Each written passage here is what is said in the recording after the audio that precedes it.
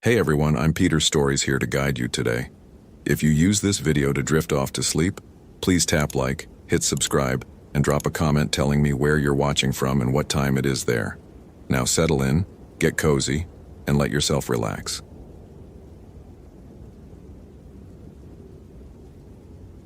David Ramirez saw it through his Bushnell binoculars at 7:43 p.m., just as the Wyoming sun dropped behind the Absaroka Range and turned Yellowstone's thermal features into pools of liquid shadow.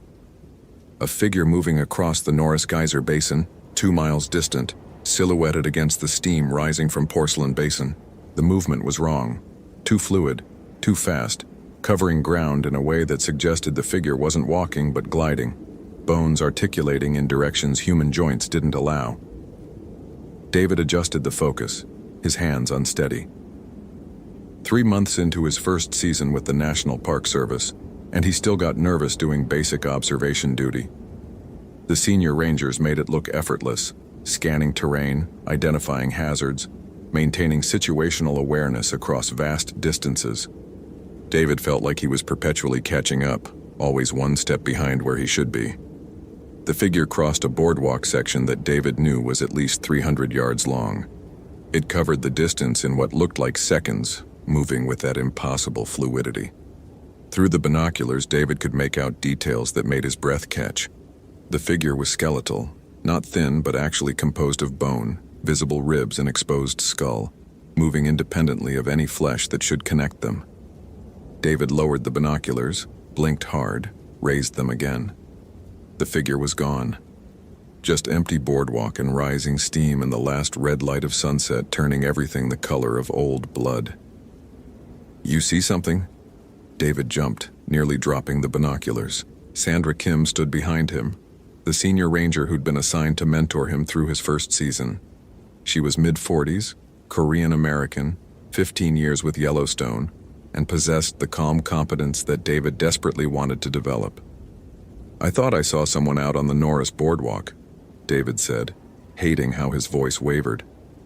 "But they were moving really fast. Probably just the light playing tricks." Sandra took the binoculars, scanned the geyser basin with practiced efficiency. "Norris is closed after sunset. Gates should be locked. You sure you saw someone?" I think so. But the way they moved was weird. Could have been a shadow, or steam patterns." Sandra lowered the binoculars, her expression neutral, but David could read the assessment happening behind her eyes. "New ranger, nervous, seeing things in the twilight. Probably just needs more field time to develop confidence. We'll do a sweep in the morning," Sandra said. "If someone violated closure, we'll find evidence. Footprints off the boardwalk, disturbed mineral deposits. Happens sometimes. Tourists think rules don't apply to them." David nodded, feeling stupid. His first potential violation report, and he was already doubting what he'd seen. This was exactly the kind of thing the senior rangers probably joked about in the break room. Rookie getting spooked by shadows, calling in phantom intruders. They were stationed at the Norris Backcountry Patrol Cabin, a small structure 3 miles from the geyser basin, positioned to monitor one of Yellowstone's most volcanically active areas.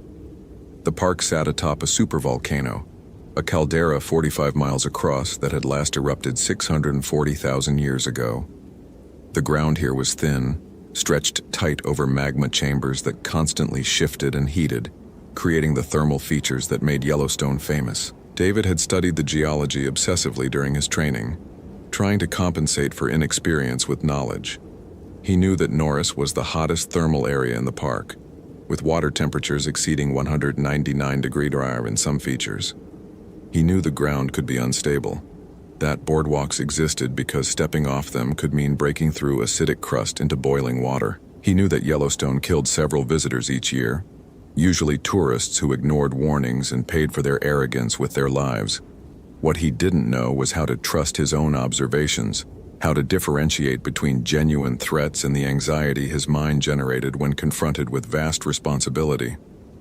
Inside the patrol cabin, Sandra heated MREs on the propane stove while David updated the daily log on his laptop. Standard entries, weather observations, wildlife sightings, maintenance issues noted during the day's patrol.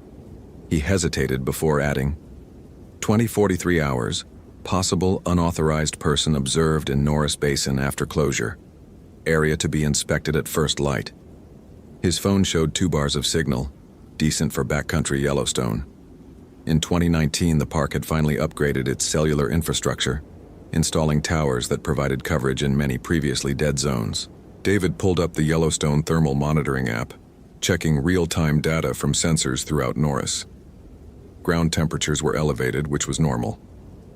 Seismic activity showed the usual micro-earthquakes that happened constantly as the caldera breathed. Nothing anomalous. Except the temperature readings from Porcelain Basin were spiking.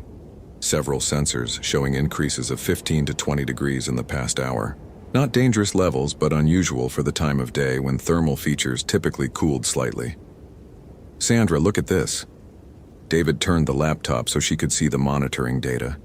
She studied the graphs, her expression shifting from casual interest to focused attention. That's weird. Porcelain doesn't usually show that kind of increase in the evening. Could be a sensor malfunction or actual hydrothermal changes. We should report it. Sandra used the satellite phone to call the Yellowstone Volcano Observatory, speaking to a geologist named Dr. Mitchell, who managed the monitoring network. David listened to one side of the conversation, hearing Sandra describe the temperature spikes with technical precision. After she hung up, Sandra looked troubled. Mitchell says they're seeing similar anomalies across multiple thermal areas, started about 3 hours ago. He's sending a team out tomorrow to recalibrate sensors and take direct measurements. Wants us to do visual observation tonight if conditions allow. Document any unusual thermal activity. David felt a spike of anxiety. Night observation meant going back out, getting closer to the area where he'd seen the impossible figure. Part of him wanted to refuse, claim fatigue or equipment issues, but another part, the part that had wanted to be a ranger since childhood, that had studied wildlife biology and wilderness management and emergency response, knew that this was the job. The park didn't pause its dangers because a ranger was nervous. They geared up with headlamps, thermal imaging camera, portable weather station, and emergency communication equipment. Sandra carried a Glock 21, standard NPS issue. David had qualified with the weapon during training but still felt uncomfortable carrying it, hyper-aware of the weight on his hip. The walk to Norris took 40 minutes through darkness that felt absolute. Yellowstone at night existed in a void of light pollution, the sky exploding with stars that David's suburban California childhood had never prepared him for. The Milky Way stretched overhead like a river of light, beautiful and somehow oppressive in its vastness, its reminder of how small human concerns were against cosmic scales. They reached the Norris parking area at 9:15 p.m. The gates were indeed locked, but Sandra had keys for park infrastructure. She opened the barrier and they proceeded onto the boardwalk system, their headlamps cutting narrow tunnels through the darkness.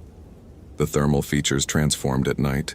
During the day, they were geological curiosities, colorful hot springs, steaming vents, bubbling mud pots.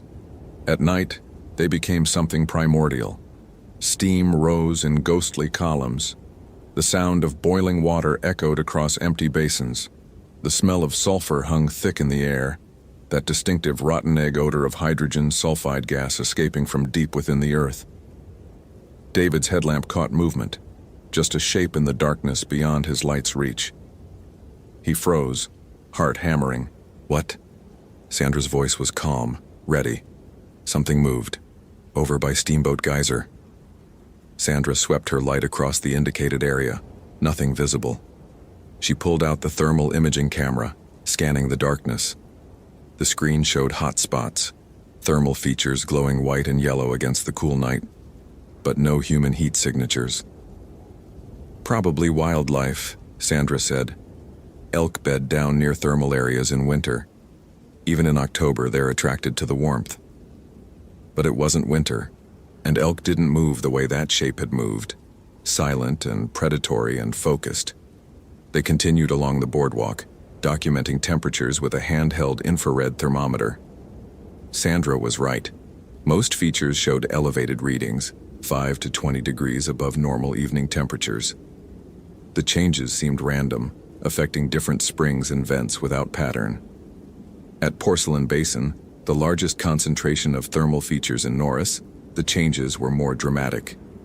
Multiple springs that normally ran clear were clouded with mineral suspension, indicating underground disturbances. The smell of sulfur intensified to the point where David's eyes watered. Sandra photographed everything, her documentation thorough and professional.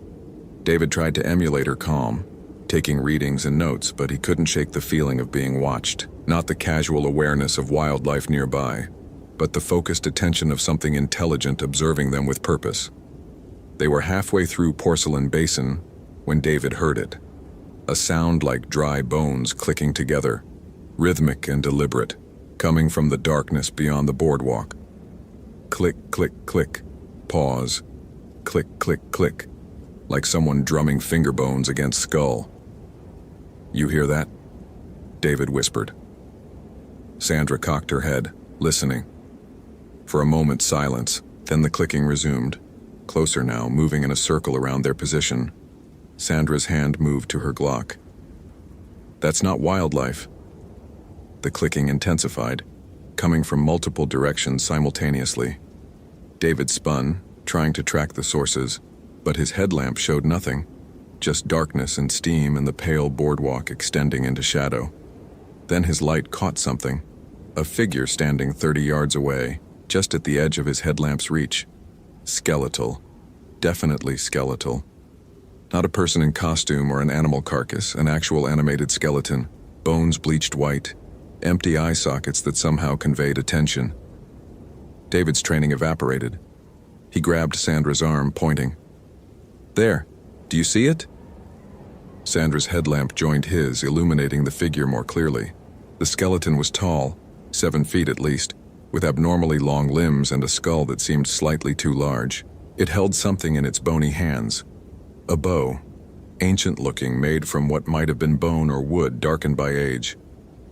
The skeleton raised the bow slowly, knocking an arrow that David couldn't see.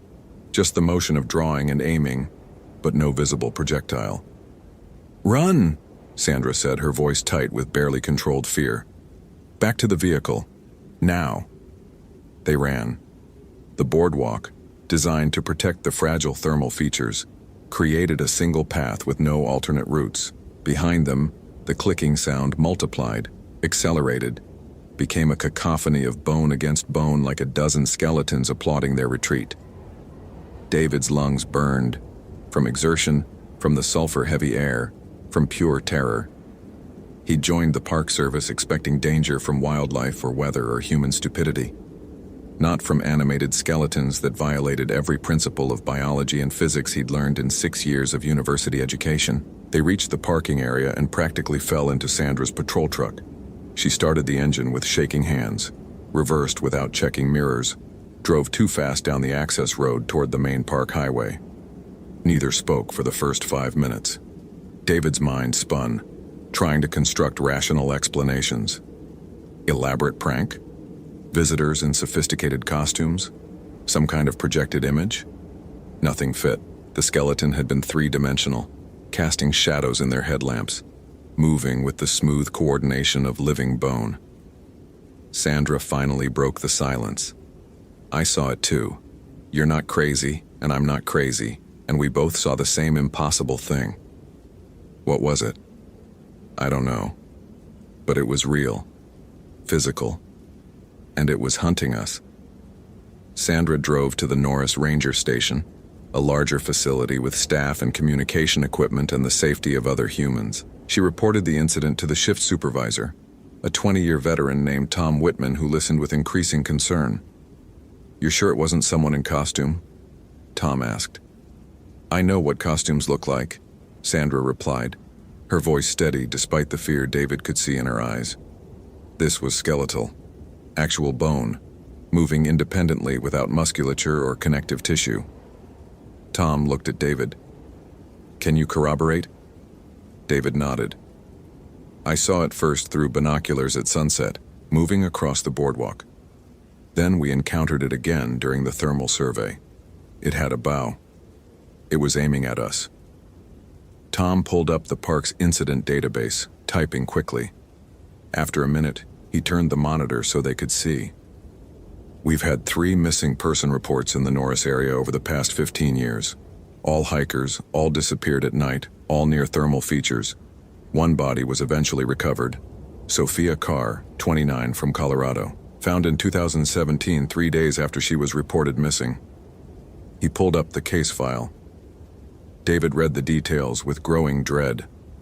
Sophia Carr had been an experienced hiker, properly equipped, hiking alone on a permitted backcountry trail that passed near Norris. She'd checked in via satellite phone at 6 p.m., reporting normal conditions. By morning, she'd missed her scheduled check-in. Search and rescue found her body 2 days later, a mile off trail, in an area of unstable thermal ground. The autopsy photos were clinical but horrifying. Multiple puncture wounds across her torso, arranged in patterns that suggested projectiles rather than animal bites. But no projectiles had been found, no arrows or bullets recovered from the body. The wounds had penetrated deep, damaging internal organs with precision that seemed almost surgical. Most disturbing was the final detail. Sophia Carr's liver was missing, removed with such care that the surrounding tissue showed minimal damage, as if excised by an expert surgeon. No explanation had been offered in the official report, though speculation ranged from animal scavenging to unknown human predation. Jesus, Sandra whispered. Those wounds match what that thing would cause. Arrows we couldn't see.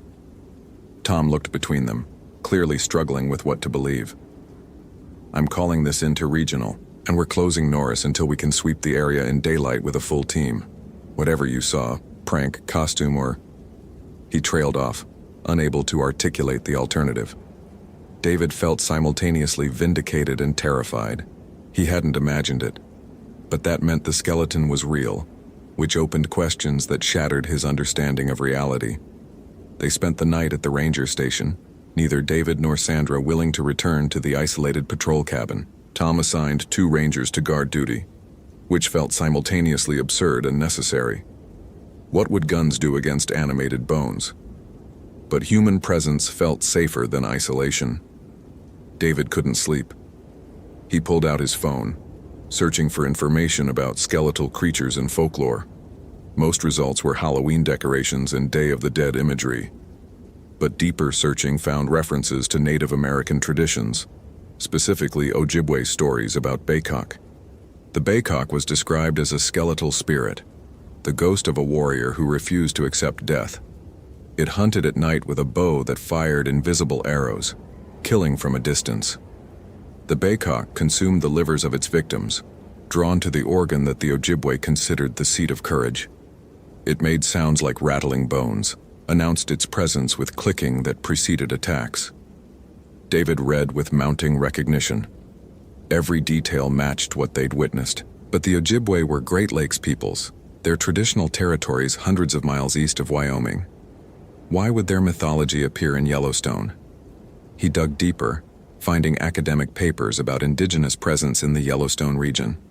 The land had been home to multiple tribes, Shoshone, Crow, Blackfeet, and others, for over 11,000 years before becoming a national park in 1872. The tribes had been forcibly removed, their sacred sites absorbed into park territory, their stories dismissed as primitive superstition by the white administrators who claimed the land.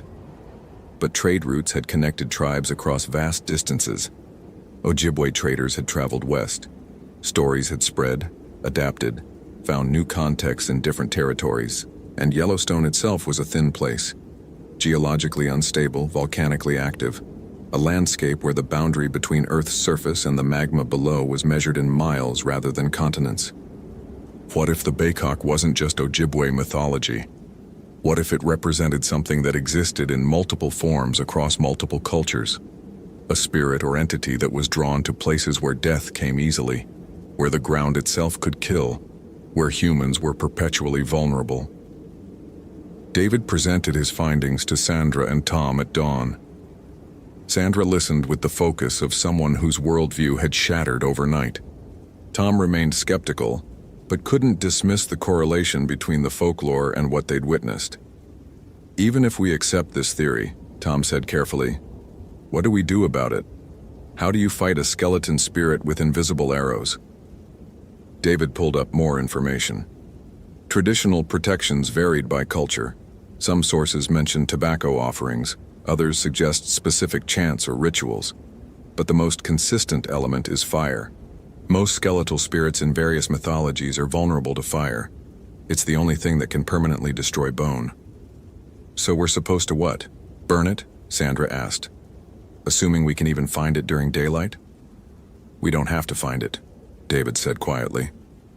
It'll find us. The Baycock hunted Sophia Carr. If the pattern holds, it's territorial. It hunts in its claimed area. We go back to Norris, and it'll come. That's insane, Tom said.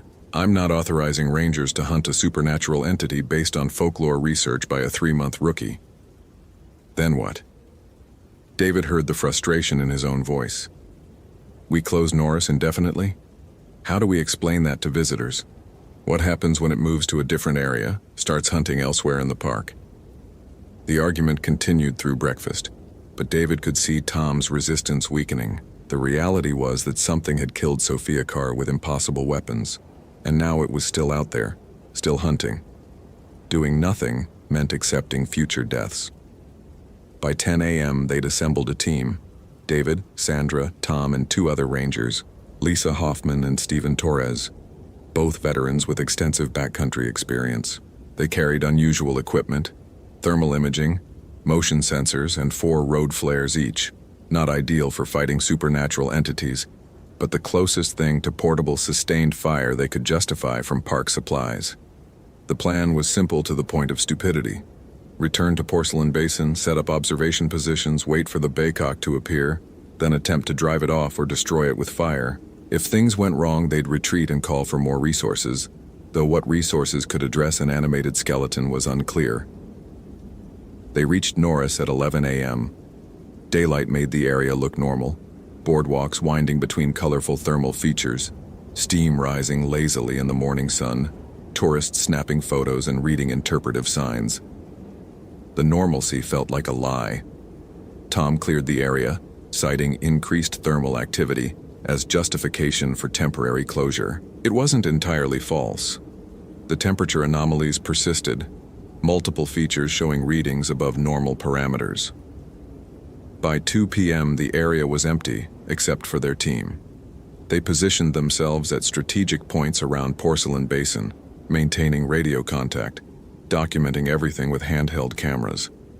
David occupied a position near Steamboat Geyser, the world's tallest active geyser, currently in a quiet phase between eruptions. His assigned sector included a boardwalk junction and 3 major hot springs. The isolation, even knowing 4 other rangers were nearby, felt absolute. Hours passed. The sun tracked across the sky. David's initial adrenaline faded into tedium, that dangerous state where attention wandered despite the potential threat. At 5:47 p.m., Lisa's voice crackled over the radio. I've got movement. Southwest corner, near Aquinas Geyser. Something's disturbing the steam patterns. David scanned his sector, seeing nothing unusual. Through his binoculars, he could just make out Lisa's position 300 yards away. Her body language read as tense, alert, tracking something he couldn't see from his angle. Then the clicking started. Faint at first, growing louder. That distinctive sound of bone on bone, rhythmic and deliberate. It's here, Sandra's voice, tight with controlled fear. I can hear it but can't see it. David swept his binoculars across the thermal basin. The afternoon light created stark shadows, steam columns that obscured sightlines. Perfect hunting conditions for something that moved silently and attacked from a distance.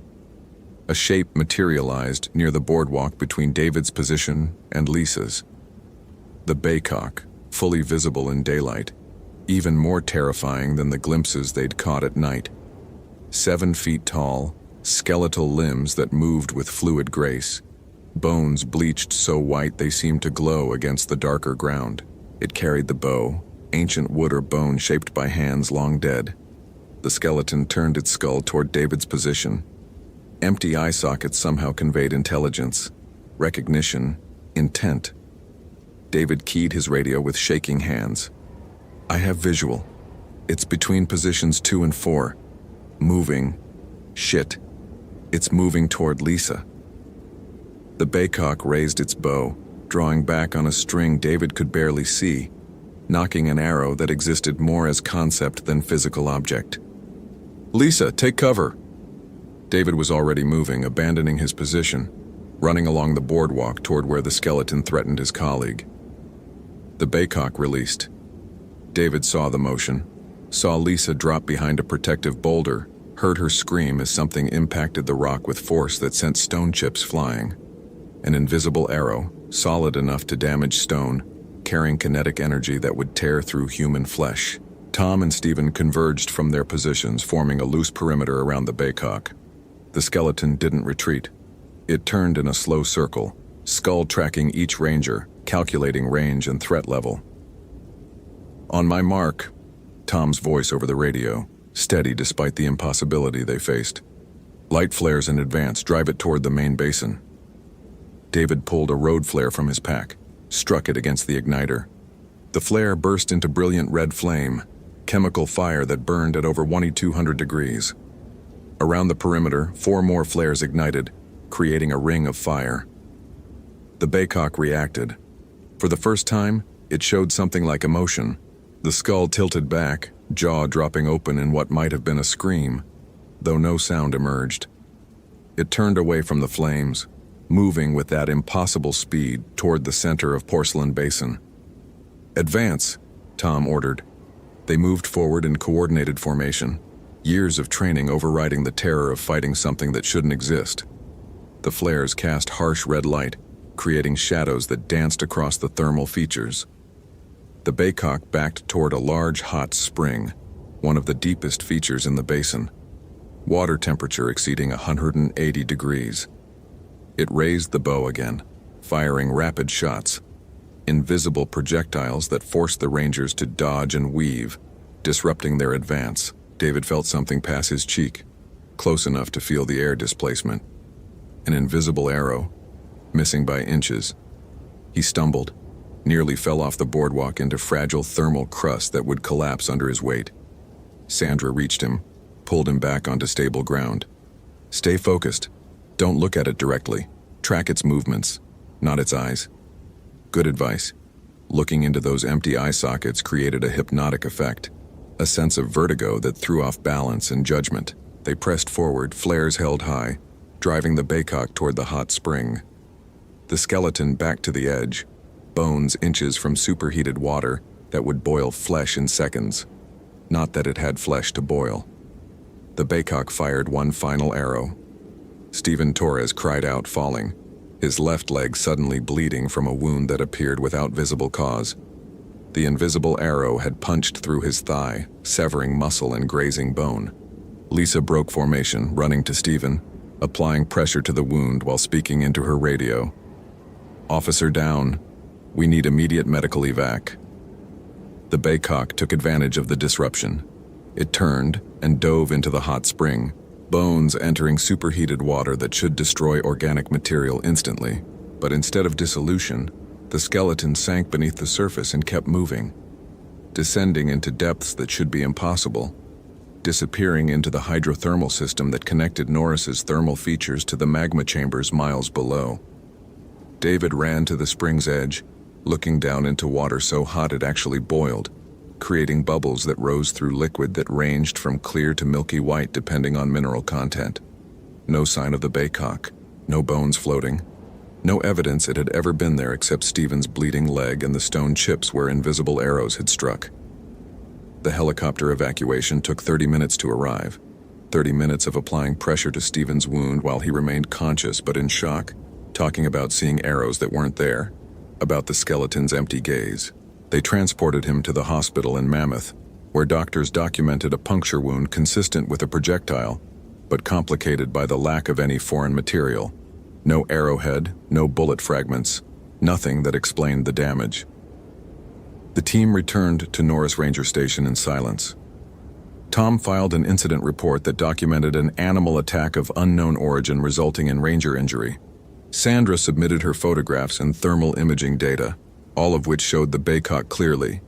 Skeletal figure, visible in multiple wavelengths, physical enough to show up on sensors, but composed of material that defied biological classification. David wrote his own report, including the folklore research, the correlation with Sophia Carr's death, the theory that the baycock was a spirit drawn to Yellowstone's thermal features, using the hydrothermal system as a kind of hunting ground or refuge. Tom read David's report with an expression of exhausted acceptance. "You know this will never be officially acknowledged. The NPS doesn't investigate supernatural threats. Best case, we classify Norris as a high-risk area and increase patrols. Worst case, nothing changes and we wait for the next death." "What about closing it permanently?" Sandra asked. "On what grounds? Thermal danger exists throughout Yellowstone. We can't close half the park because a ranger with 3 months' experience claims he saw a skeleton ghost." David felt anger flare, hot and immediate. "Stephen has a hole in his leg from an invisible arrow. That's not a claim, it's evidence." "Evidence of what?" Tom's voice was tired, not dismissive. "Something attacked him. We don't know what. The photos show something. But try explaining to the Department of Interior that we need to close a major tourist attraction because of indigenous mythology. It won't happen." But it did happen in a way. Over the following weeks, Norris developed a reputation. Guides began avoiding sunset tours of the thermal basin. Rangers requested transfers away from the area. Visitors reported bad feelings and strange sounds when hiking near the geyser features after dark. The Park Service responded by reducing evening access, implementing earlier closure times, increasing signage about thermal dangers. Official explanations cited increased seismic activity and thermal instability. The truth, that something hunted in the superheated waters, something that fit indigenous legends but violated modern understanding, remained contained within a small group of rangers who'd witnessed it. David completed his first season with the NPS, but the experience had transformed him. He was no longer the uncertain rookie doubting his own observations. He'd seen something impossible, fought it alongside colleagues, survived when Stephen nearly hadn't. In December, David received a letter from an anthropology professor at the University of Montana named Dr. Etta Brown Bear. She'd heard about the Norris incident through unofficial channels. The NPS network talked despite official silence, and wanted to discuss the Baycock sighting. They met at a coffee shop in Bozeman. Dr. Brown Bear was Northern Cheyenne, mid-50s, an expert in indigenous religions and mythology of the Great Plains and Rocky Mountain regions. "The Baycock is Ojibwe," she explained over coffee. "But similar entities exist across North American indigenous traditions. The Shoshone, who consider Yellowstone sacred territory, have their own stories about spirits that hunt near thermal features. They call them Ninimbi, Deathwalkers. Different name, same concept. Skeletal guardians that protect places where the boundary between life and death is thin." "Guardians?" David asked. "It killed someone. It tried to kill us. From the spirit's perspective, you were intruders. Yellowstone was indigenous land for 11,000 years before white settlers created a national park.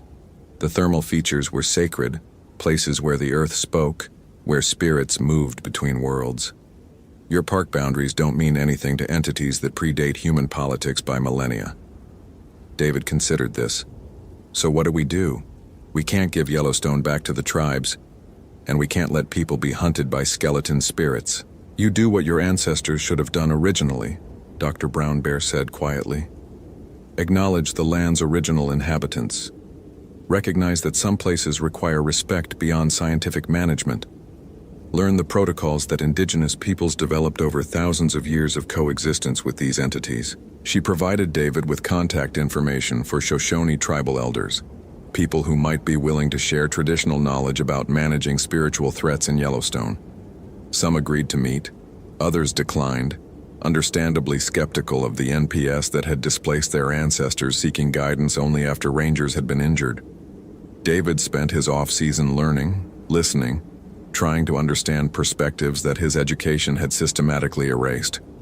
He learned about tobacco offerings, about prayers spoken in Shoshone that requested permission before entering sacred areas, about the importance of approaching thermal features with humility rather than entitlement.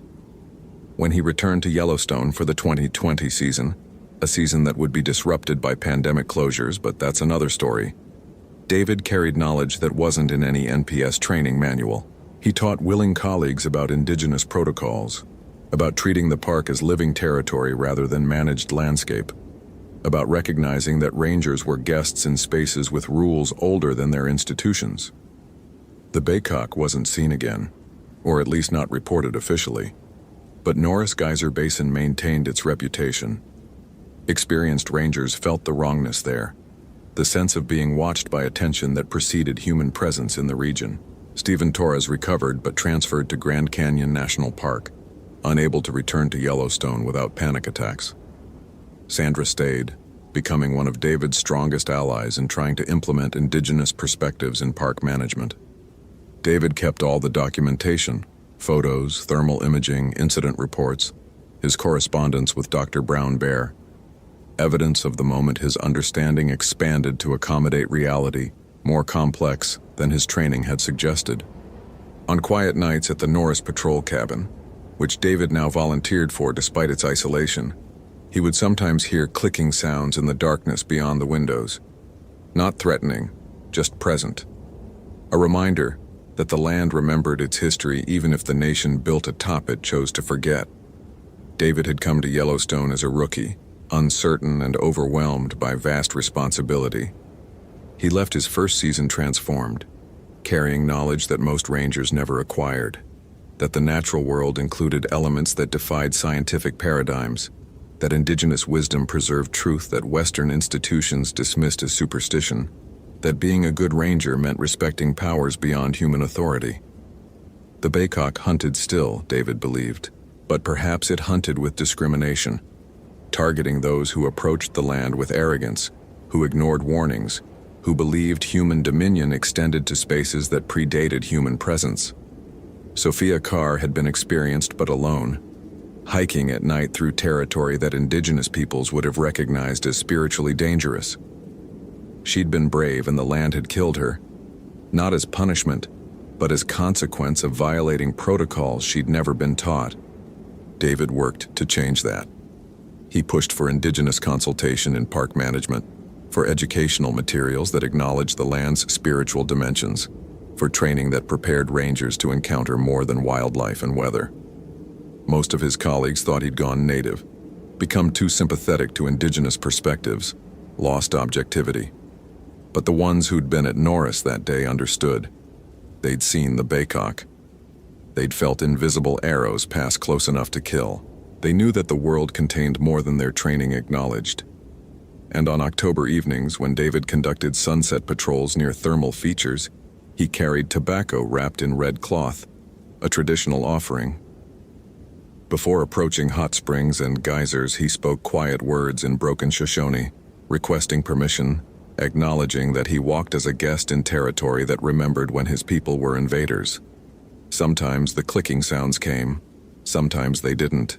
David learned to interpret the difference, when he was tolerated, when he was warned, when he needed to retreat.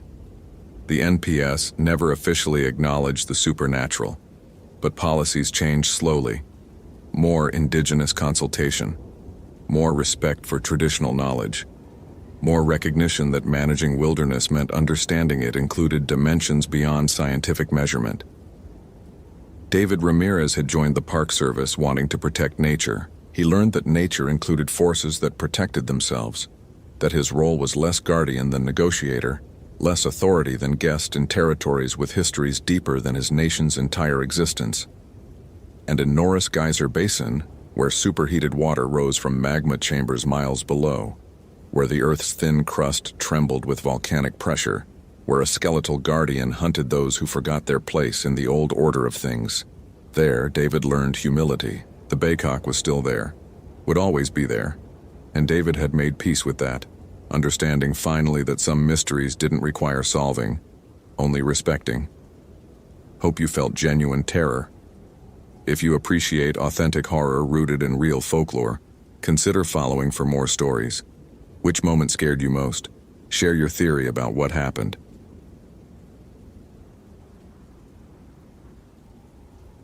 The Canon EOS 5D Mark II had been submerged in Hidden Lake for 3 days before hikers found it wedged between rocks at the shoreline. The camera body was ruined, water damage destroying the electronics, but the CF memory card survived. Emily Sorensen downloaded the images in the Glacier National Park Ranger Station, expecting the usual tourist shots: wildflowers, mountain vistas, maybe a bear at a safe distance. Instead, she found 93 photographs documenting Nathan Drake's final 36 hours. Each image time-stamped, each one progressively more disturbing than the last. The early photos were normal. Nathan at the trailhead, backpack secured, grinning at the camera held at arm's length. The classic selfie of someone embarking on a solo backcountry adventure. He was 34, from Seattle, an amateur photographer who'd obtained permits for a 3-day hike through Glacier's remote northern sector. His emergency contact, his sister in Portland, had reported him missing when he'd failed to check in on September 18, 2011. Emily clicked through the images chronologically. Nathan hiking along the trail, a marmot on a boulder, the sun setting over mountains that rose like cathedral spires against an impossibly blue Montana sky. Then around photo 47 things changed. The image showed Nathan's campsite at dusk, tent pitched near the tree line, Hidden Lake visible in the background. But in the lower right corner, barely visible in the failing light, a figure stood among the pines. Too distant to make out features, but the posture suggested someone watching, motionless, for however long it took Nathan to notice and snap the photo. Emily zoomed in on her laptop screen. The figure was tall, dressed in what looked like dark clothing or perhaps just shadow. The resolution wasn't good enough to determine details, but something about the stance felt wrong. Too still, too focused, predatory, in a way that made Emily's ranger instincts flare with warning. The next several photos were blurred, as if Nathan had been moving quickly, or his hands had been shaking. One showed the interior of his tent, equipment scattered in what might have been hasty packing. Another captured the forest at night, flash creating harsh contrasts, illuminating tree trunks like bone-white pillars against absolute darkness. Photo 53 showed the figure again, closer now. Close enough that Emily could make out a face, pale, gaunt, with eyes that caught the camera flash and reflected it back like an animal's tapetum lucidum. Except humans didn't have reflective eyes.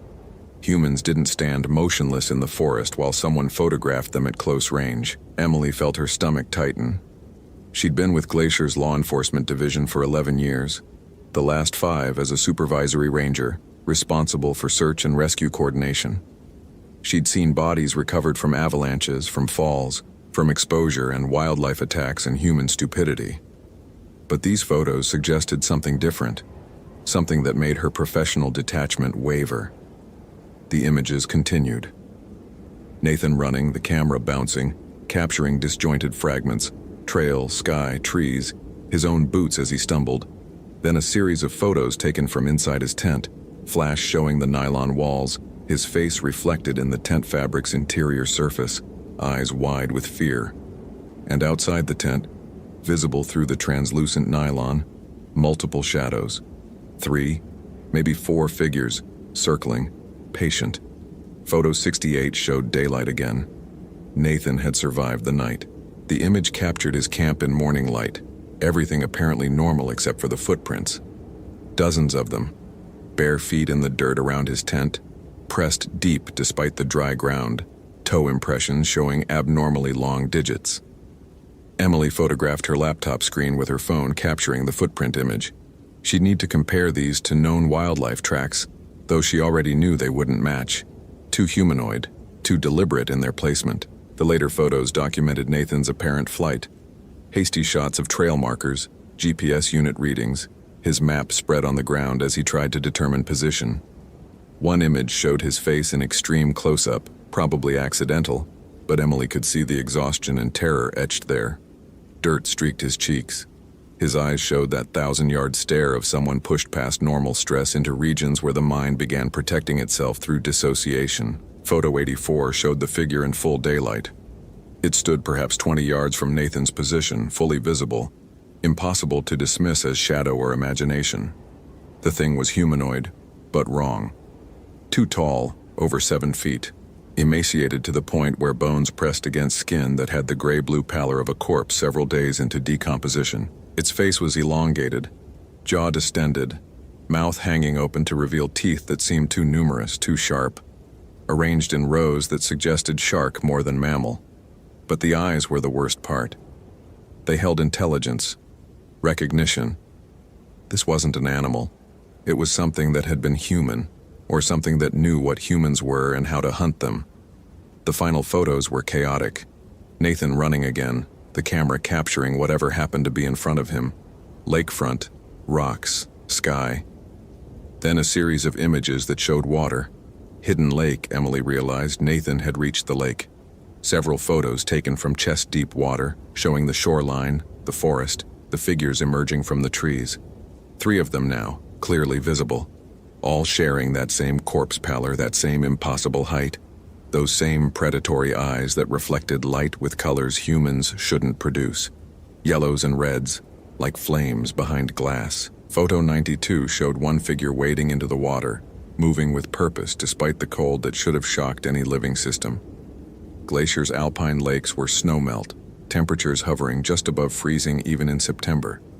The final image, photo 93, was black, complete darkness, or perhaps the camera had been underwater when the shot was taken. The timestamp read, September 17, 2011, 6:47 p.m. Nathan Drake had not been seen since.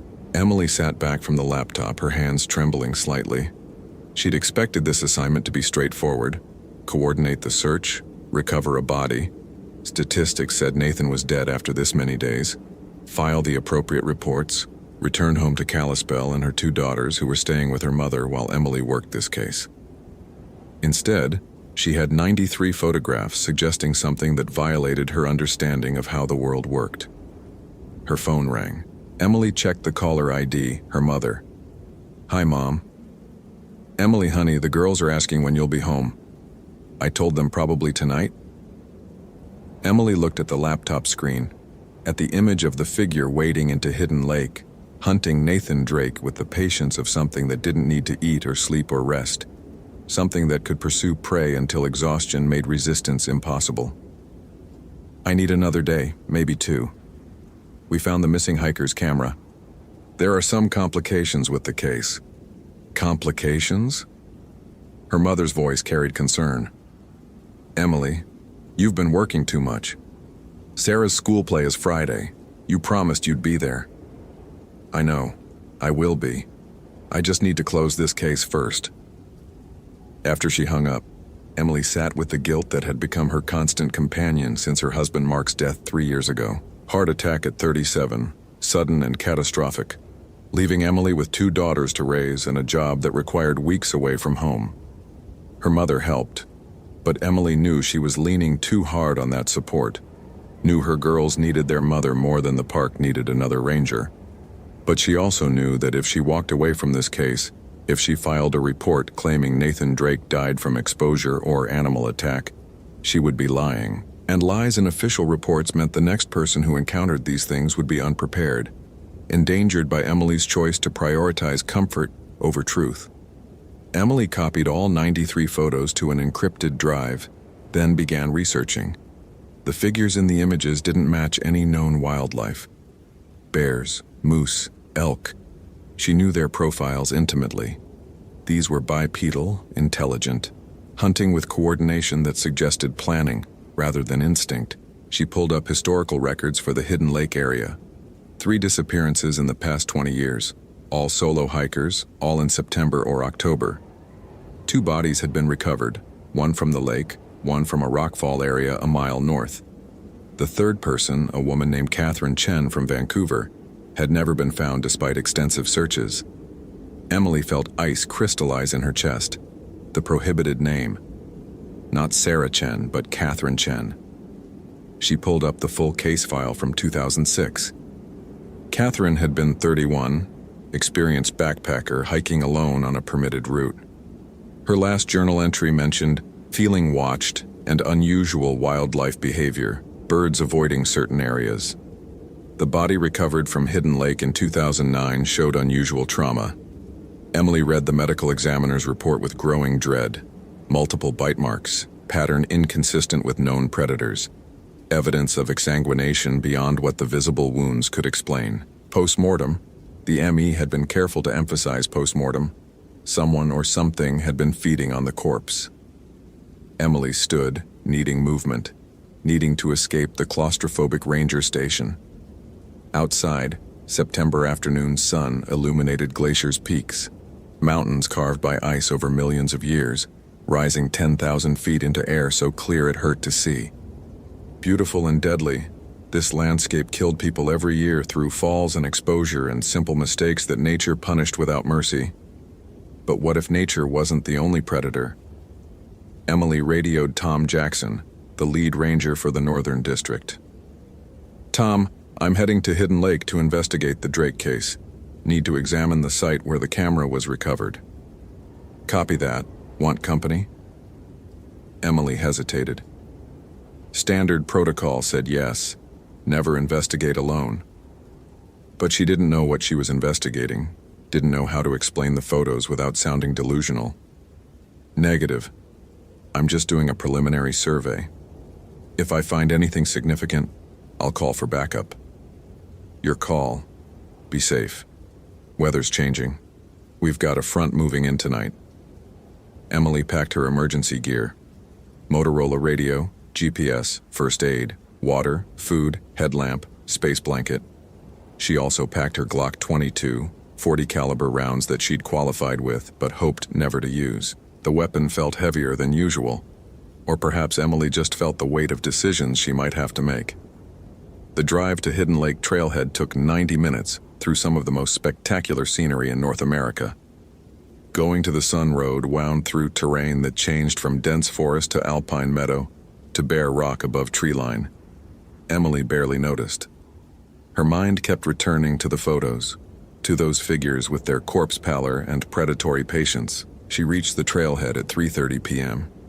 The hike to Hidden Lake covered 3 miles with 1,500 feet of elevation gain. Emily made good time, her body remembering the rhythm of mountain travel, even as her mind wrestled with what she might find. Hidden Lake appeared at 5:15 p.m., a pristine alpine tarn surrounded by peaks still bearing last winter's snow. The water was impossible blue, that distinctive glacial melt color created by suspended rock flour, beautiful and lethal. Swimmers lasted minutes in water this cold.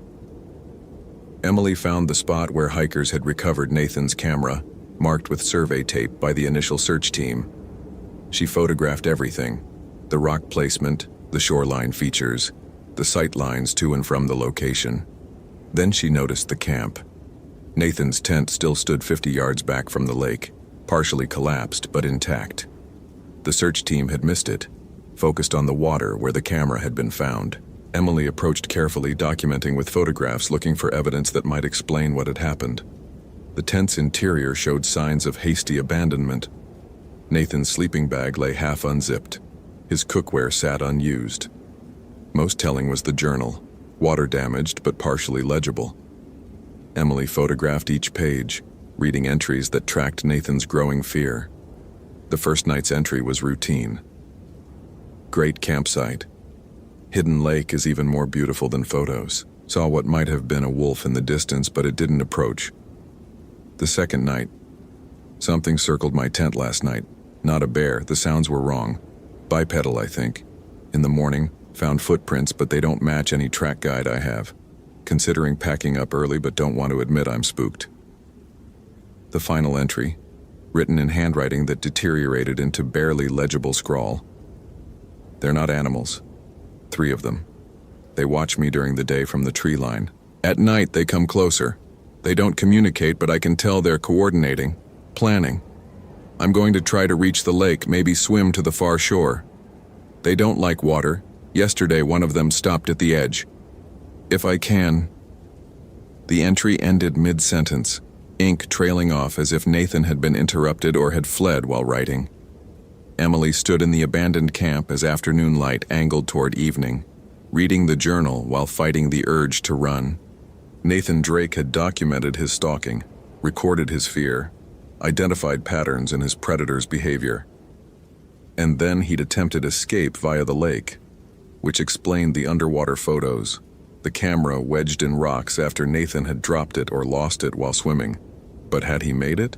Had Nathan reached the far shore and continued fleeing, leaving his camera behind? Or had the things that hunted him proven capable of pursuing prey even into freezing water? Emily radioed the station. "Tom, I've located Drake's campsite. Tent is still standing. Found his journal. He describes being stalked by something he identified as bipedal, multiple entities, hunting in coordination." Static, then Tom's voice. "Stalked by what? Bears?" "Negative. His description doesn't match any known wildlife. I'm going to search the far shore of the lake, see if I can pick up his trail." Emily, "The weather front is moving faster than predicted. You've got maybe 90 minutes before it hits. That's not enough time for a thorough search."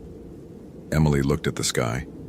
Clouds were building over the western peaks, the kind of rapid formation that preceded Montana's violent autumn storms. Tom was right. Protocol said return to lower elevation before weather threatened safety. But protocol also said don't leave missing persons cases unsolved when evidence was available. And Emily kept thinking about her daughters. Kept imagining if one of them went missing and the investigating ranger gave up because of bad weather. "I'll be quick. Just want to check the obvious routes from the lake." She began working around Hidden Lake's perimeter, searching for tracks, disturbed vegetation, anything suggesting Nathan had emerged from the water. The shoreline was mostly rock, making tracking difficult, but Emily had years of experience reading landscapes. Halfway around the lake, she found blood. Just a few drops on granite, already dried to rust brown. The pattern suggested someone had paused here, dripping from wounds, before continuing into the forest. Emily followed the trail, marking her route with orange survey tape, maintaining radio contact with the station. The blood led up a steep slope, away from the lake, into dense pine forest, where afternoon light died into premature twilight. She found Nathan's body at 6:30 p.m., just as the first raindrops began falling. He lay in a small clearing, curled on his side, arms wrapped around his torso as if he'd died, trying to hold himself together. Emily approached with professional detachment, documenting the scene with photographs, noting position and condition. The cause of death was immediately apparent: massive trauma to the throat, tissue torn away with violence that suggested animal attack. But the wound pattern was wrong. Too precise, almost surgical in places, as if whatever killed Nathan had known exactly where to bite to sever the carotid artery with minimal damage to surrounding structures. More disturbing were the secondary wounds, bite marks along his arms and legs, each showing the same surgical precision. The bites had bled minimally, which Emily's training told her meant they'd been inflicted post-mortem, after Nathan's heart stopped pumping. Someone or something had been feeding on Nathan Drake's corpse. Emily keyed her radio. "Tom, I've found him. Nathan Drake is deceased, requesting immediate backup and medical examiner transport." "Copy that. What's the cause of death?" Emily looked at the body, at the wounds that would generate questions she couldn't answer with official language. "Animal attack, trauma to the throat. But there are unusual aspects to the wounds. We'll need a full forensic examination." "Understood. I'm dispatching a team, but the weather's deteriorating fast. They might not reach you until morning. Can you secure the site overnight?" Emily looked at the darkening forest, at the rain intensifying from drizzle to downpour, at Nathan's mutilated body lying in the clearing. Every instinct screamed to leave, to hike back to the trailhead and wait for backup in safety. But leaving meant the site would be unprotected overnight, evidence potentially contaminated or destroyed, and if the things that killed Nathan were still in the area. "I'll secure the site," Emily said, her voice steadier than she felt. "Setting up camp now." She erected her tent 50 yards from the body, maintaining visual contact while creating some psychological distance. The rain became torrential, that distinctively cold Montana rain that presaged early snow. Emily worked quickly, securing her camp, establishing a perimeter with survey tape, documenting everything before darkness made photography impossible. By 8 p.m., full night had fallen. Emily sat in her tent with her laptop, reviewing the photos she'd taken, trying to make sense of what had killed Nathan Drake. The wounds showed bite patterns from something with human-like teeth, but arranged differently, multiple rows suggesting a mouth that could unhinge like a snake's. The precision of the bites indicated intelligence, purpose beyond simple feeding. And the fact that most bites occurred post-mortem suggested the attack wasn't driven by hunger, but by something else. Ritual, perhaps, or a pattern Emily's framework couldn't accommodate. She pulled up research files, searching for any folklore that matched what she'd observed. The figures in Nathan's photos, corpse pale, unnaturally tall, moving with predatory coordination, didn't match Native American traditions she was familiar with. Blackfeet stories mentioned dangerous spirits, but nothing quite like this. Emily expanded her search, looking at European folklore. Eastern European, specifically, where traditions of revenants and vampiric entities were documented across multiple cultures. She found it in Romanian mythology. Strigoi. The descriptions matched almost perfectly. Strigoi were undead beings that returned after death, maintaining their intelligence and personality, but transformed into something predatory. They drank blood but could also consume flesh. They moved at night, but weren't destroyed by daylight, just made weaker. They hunted alone or in groups, showing coordination that suggested retained human cognitive ability, most relevant to Emily's situation. Strigoi were territorial, claiming areas and defending them against intruders. They could be destroyed by fire, decapitation, or stake through the heart. Traditional methods, Emily noted with grim amusement, that ranger training didn't cover. But why would Romanian folklore appear in Montana? Emily dug deeper, finding information about Romanian immigration to North America in the late 19th and early 20th centuries. Small communities had established themselves throughout the Mountain West, drawn by mining opportunities and landscape that reminded them of the Carpathians. A specific detail caught Emily's attention. Romanian miners had worked in Glaciers region before the national park was established in 1910. Several had died in mining accidents, buried in unmarked graves when the mines closed and populations dispersed. Emily pulled up geological surveys, overlaying them with historical mining claims. Hidden Lake sat directly above a network of abandoned mine tunnels, sealed decades ago, forgotten except in historical records that nobody consulted anymore. Her radio crackled. Emily grabbed it, expecting Tom with an update on the backup team. Instead, she heard breathing. Slow, deliberate, amplified by the radio's speakers. Not electronic interference, actual respiration, transmitted from somewhere close enough to access her frequency. "Who is this?" Emily demanded, her hand moving to her Glock. The breathing continued for 10 seconds, then a voice, layered, wrong, like multiple speakers talking slightly out of sync. "You found him." Emily's professional calm shattered. "Identify yourself. This is an emergency frequency. We gave him 3 days. He ran. They always run." The transmission ended with a click. Emily stared at the radio, her training and experience providing no framework for what she'd just heard. Someone or something had accessed her frequency, spoken about Nathan Drake like he'd been prey in a hunt, used pronouns that suggested multiple entities sharing communication. Emily grabbed her Glock, turned on her headlamp, unzipped her tent. The rain had stopped, replaced by absolute silence.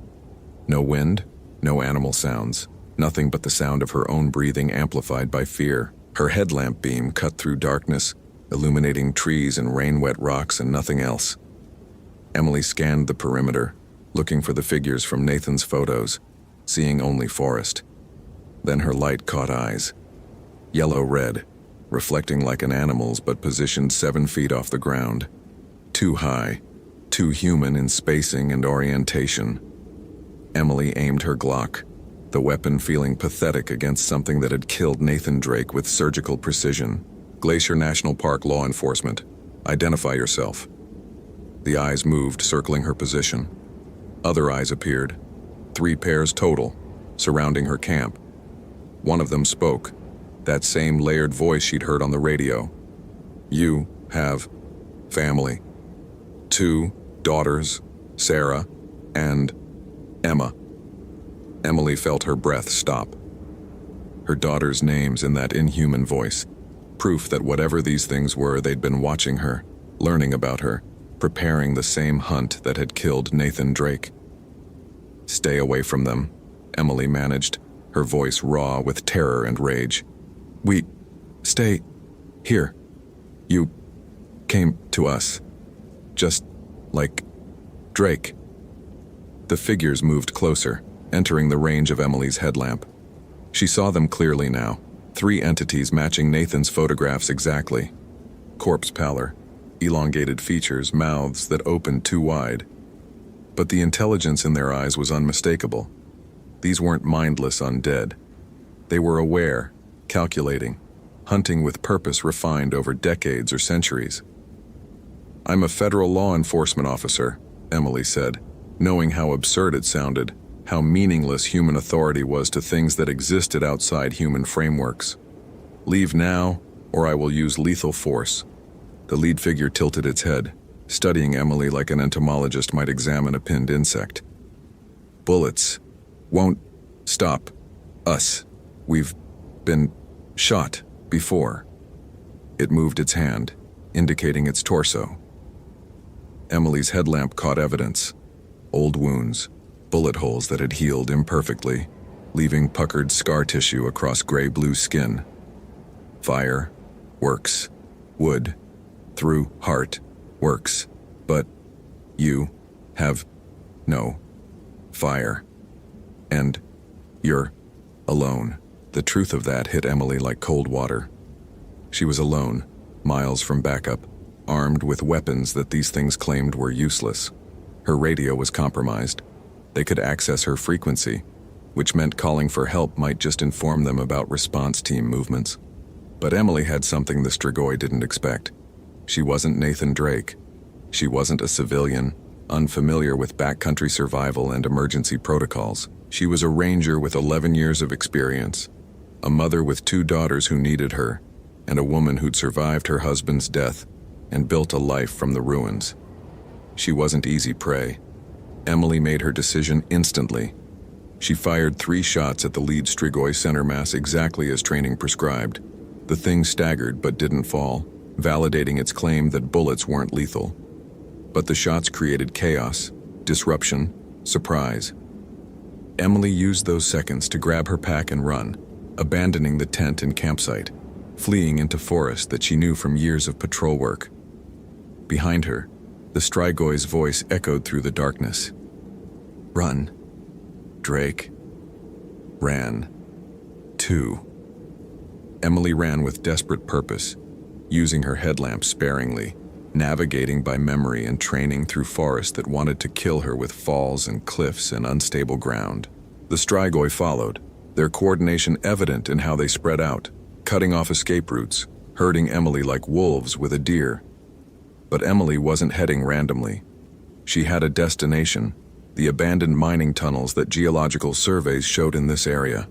Old mines had shafts, vertical descents that might be defensible, confined spaces where the Strigoi's numbers wouldn't matter. She found the mine entrance at 11 p.m.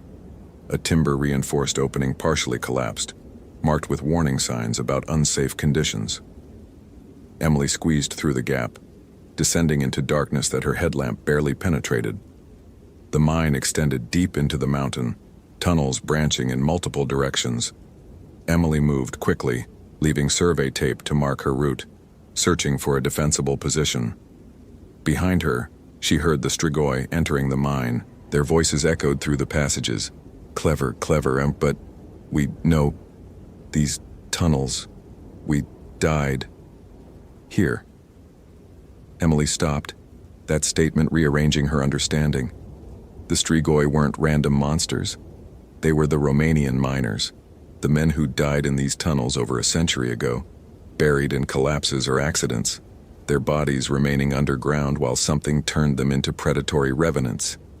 This was their territory, the mine, the forest above, hidden lake, all of it claimed by dead men who'd become something that hunted the living. Emily found a side passage, narrow and deep, ending in a small chamber where collapse had sealed further progress. She positioned herself in the chamber, Glock ready, headlamp extinguished to save battery. In absolute darkness, she waited. The Strigoi approached. Emily could hear them moving through the tunnels, could hear their breathing echoing off stone walls. 3 of them, she reminded herself. 3 against 1 in their territory and darkness that gave them advantage. But Emily had something they might not expect. She pulled out road flares from her emergency kit, struck one against the igniter. The flare burst into brilliant red flame, magnesium burning at temperatures that made the confined space feel instantly hotter. The Strigoi screamed, not the layered voice they'd used for speech, but pure anguished sound. Animal pain from entities that remembered being human. They retreated from the flare's light, and Emily understood. They weren't lying about fire being effective. The light and heat damaged them in ways bullets couldn't. Emily advanced with the flare held high, pushing the Strigoi back through the tunnels. She struck a second flare, then a third, creating a moving perimeter of flame that forced them to retreat. But flares burned for only 15 minutes. Emily had 6 total. 90 minutes of protection, after which she'd be defenseless again. She needed a permanent solution. Emily navigated through the mine tunnels, following signs that led toward the main shaft, the vertical descent that had once allowed ore and miners to move between surface and deep workings. If she could reach the surface, could get to open air and daylight. The shaft appeared ahead, a vertical opening with collapsed elevator mechanism and ladder rungs set into stone walls. Emily looked up, seeing stars through the opening 50 feet above, beautiful and distant and representing survival. She began climbing, flares strapped to her pack, Glock holstered. Below, the Strigoi gathered, watching with those yellow-red eyes, waiting. Emily climbed with methodical focus, not looking down, counting rungs, breathing steadily despite exhaustion and terror. 30 feet, 40 feet. She could smell night air, could feel the temperature dropping as she ascended toward the surface. Then a hand grabbed her ankle. Emily looked down. One of the Strigoi had begun climbing, moving with impossible speed, scaled the shaft in seconds that should take minutes. Its grip was ice cold and unnaturally strong, fingers wrapped around her leg like steel bands. Emily kicked, slamming her free boot into the Strigoi's face. It didn't release. She kicked again, frantically, knowing that if it pulled her down she was dead. Her daughters would grow up without their mother, and these things would continue hunting in Glacier's backcountry. Her boot connected with the Strigoi's eye socket. The thing's grip loosened fractionally. Emily pulled a flare, struck it one-handed, thrust it directly into the Strigoi's face. The entity shrieked, released her leg, fell backward into darkness. Emily heard it hit the shaft bottom 50 feet below, heard bone impact stone with sounds that should kill anything living. But the Strigoi weren't living. Emily climbed faster, hearing multiple entities ascending now, coordinating their pursuit. She reached the surface at 1:30 a.m., pulled herself over the shaft rim, rolled away from the opening. The Strigoi emerged seconds later, 3 figures rising from the mine shaft like bodies floating to the surface of still water. They stood in the night, circling Emily, no longer pretending to be human, jaws unhinging to show those multiple rows of teeth, hands extending to reveal fingers too long and tipped with yellow nails. Emily had 1 flare remaining. She struck it, holding the fire between herself and the closest entity. "Fire burns us," the lead Strigoi said, its voice carrying something like respect. "But you run out of fire. We never run out of hunger." It was stating fact, not threatening. Emily stood in the Montana darkness, 3 undead Romanian miners surrounding her, armed with a flare that would burn for 12 more minutes. The nearest help was hours away. Her radio was compromised. Her daughters were sleeping in Kalispell, unaware their mother was fighting for her life against folklore made real. Emily thought about Mark, about the promise she'd made at his funeral, that she'd be there for their girls, that she'd come home. She thought about Nathan Drake, who'd run and died alone. She thought about Catherine Chen, missing and never found, probably consumed by these same entities years ago. Then she thought about something Tom had said earlier. Weather's changing. Emily pulled out her GPS, checked her position. She was standing less than a quarter-mile from the edge of the Continental Divide, where Montana's autumn storms gathered force before sweeping down eastern slopes. She started walking, flare held high, heading upslope toward the divide. The Strigoi followed, maintaining distance from the fire but pacing her movement, patient. You climb, but there's nowhere to go. This is our territory, not all of it, Emily said, surprising herself with the steadiness of her voice. You claimed the forest, the mine, but not the high country. She kept climbing, exhaustion making each step agony, cold wind cutting through her ranger jacket. The Strigoi followed, their confidence showing in their casual pace. They knew Emily was running out of options, knew the flare would die soon. Emily reached the divide at 2:15 a.m., standing on a narrow ridge where wind howled with freight train force, where clouds built into towering formations that would soon release the season's first major snow. Her flare had 3 minutes of burn time remaining. Last chance, the lead Strigoi said, close enough now that Emily could smell it. Decay and earth and something chemical, like preservatives failing to prevent rot. Join us. We remember being alive. Remember families. Remember fear. We can make it stop. Emily understood the offer. Transformation instead of death. Become one of them. Join their pack. Hunt in these mountains for decades or centuries. Never feel fear or loss or the weight of survival again. It was almost tempting. But Emily thought about Sarah and Emma, about being the thing that stalked them if she accepted transformation, about becoming the entity that killed Nathan Drake instead of the ranger who tried to save him. No, Emily said simply. She threw the flare over the edge of the divide, watching it tumble down the eastern slope, a diminishing point of light falling into darkness. The Strigoi moved forward, confident now that Emily's fire was gone. Then lightning struck. The storm front, building pressure all evening, finally reached critical mass.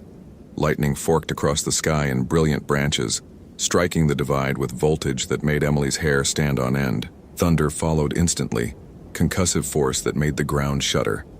The Strigoi screamed. Lightning struck again, closer, drawn by the altitude and exposed rock. One bolt connected directly with the lead entity, electricity flowing through dead flesh, incinerating it from within. The Strigoi exploded into ash and fragments, destroyed by natural fire more powerful than any flare. The remaining two entities fled, disappearing down the western slope, retreating into forest away from the divide's exposure. Emily stood in the lightning storm, alive by chance or miracle, exhausted beyond measure. She activated her radio. The storm's interference would mask any Strigoi attempts to intercept. Tom, this is Emily. I'm on the Continental Divide north of Hidden Lake. Request immediate evacuation and backup. Multiple hostiles in the area. Drake is deceased. I need extraction. Tom's response was nearly lost in static. Emily? Jesus, we've been trying to reach you for hours. Helicopter is inbound, ETA 30 minutes. Can you hold position? Affirmative. Holding position. Emily sat down on cold rock, letting exhaustion claim her. Trusting that help was coming, that she'd see her daughters again, that she'd survived because she'd understood something Nathan Drake hadn't. The Strigoi could hunt in forest and mines and darkness, but they were vulnerable in exposed places where nature's violence exceeded even undead predation.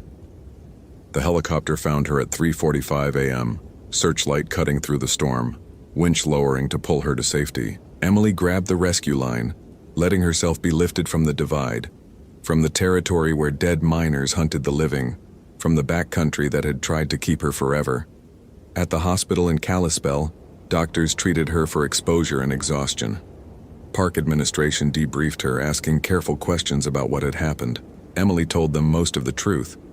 Nathan Drake's body was in the clearing, killed by something she'd encountered. Entities that matched descriptions from European folklore, hostile and intelligent, and still at large. The official report classified it as an animal attack. Cause unknown, investigation ongoing. Hidden Lake was closed indefinitely, the abandoned mine shafts sealed with concrete and steel, warning signs posted about dangerous wildlife, though the real danger was never specified. Emily took medical leave, spending October with Sarah and Emma, attending school plays and soccer games, relearning how to be a mother instead of a ranger. But she kept Nathan's photos on her encrypted drive, kept copies of his journal entries and her research about Strigoi. In December, she received a letter from Romanian Orthodox Church in Denver. A priest had heard about the glacier incident through unofficial channels, wanted to discuss proper protocols for dealing with Strigoi incursions. The letter included prayers in Romanian, instructions for creating blessed items, contact information for others who'd encountered similar entities. Emily met with Father Ionescu in January, learning that the Strigoi weren't isolated to glacier, that similar entities existed in wilderness areas across North America, where Eastern European immigrants had died and been buried without proper Orthodox funerary rites. The Church had been tracking these manifestations for decades, quietly intervening when possible, losing believers when intervention failed. "You survived," Father Ionescu told Emily, "because you understood that territory matters. Strigoi are tied to the place they died. They can't leave, can't abandon their claim. All you could do was find the edge of their territory and step beyond it." Emily nodded, thinking about the continental divide, about lightning as natural fire, about how thin the line was between survival and becoming another missing person statistic. She returned to work in March, requesting transfer to Glacier's administrative division. She still coordinated searches, still reviewed missing persons cases, but she didn't go into the backcountry anymore. Couldn't go. Not after Hidden Lake, not after seeing what hunted there.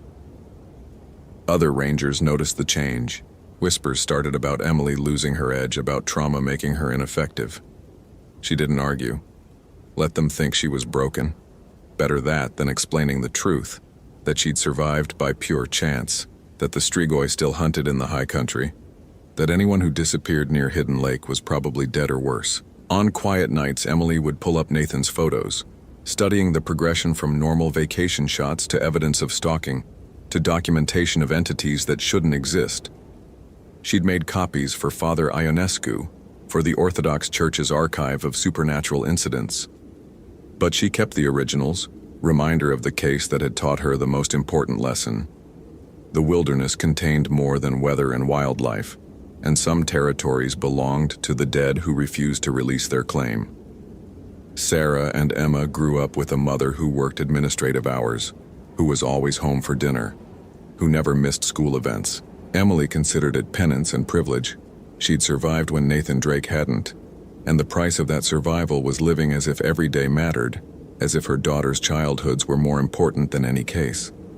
But she never forgot, never let herself dismiss the photos as misidentification or the journal entries as panic-induced delusion.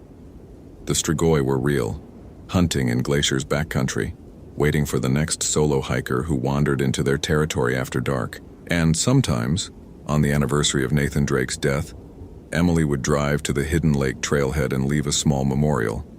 Flowers, a candle, a prayer in Romanian that Father Ionescu had taught her. Not for Nathan specifically, though he deserved remembering, but for all the missing people who'd encountered the Strigoi over the decades, all the families who never knew the truth about what had killed their loved ones. The dead miners hunted still. Emily had survived by running until she found the edge of their territory, by holding out until nature's violence exceeded even undead predation. But she knew her survival was statistical outlier, luck masquerading as skill, and she knew that somewhere in the abandoned mine tunnels beneath Hidden Lake, 2 Strigoi remained, waiting with the patience of entities that measured time in decades, ready for the next hiker who ignored closure signs and entered their claimed ground after sunset. Emily had documented it all. The photos, the journal, the research, the Orthodox Church protocols. If something happened to her, if the Strigoi found her family, if the knowledge needed to be passed on, it was there, encrypted and backed up. Evidence of the moment Montana wilderness revealed itself as territory, shared with things that remembered being human, but had chosen to become something else. Hope you felt genuine terror. If you appreciate authentic horror rooted in real folklore, Consider following for more stories. Which moment scared you most? Share your theory about what happened.